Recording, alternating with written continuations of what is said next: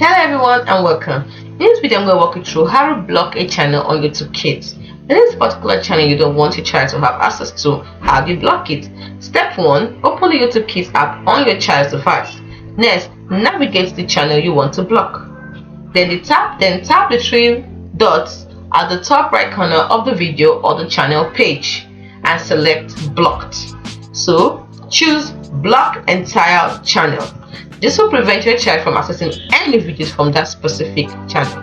By following these steps, you can effectively block a channel on YouTube Kids, ensuring your child does not encounter content from that specific source. As simple as that. Note: parental control. You see, blocking channel is just one aspect of the robust parental control offered by YouTube Kids.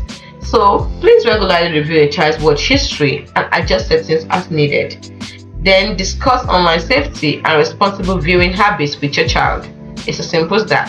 Hope you found this video helpful. Please don't forget to like and subscribe to the channel for more. See you in the next video.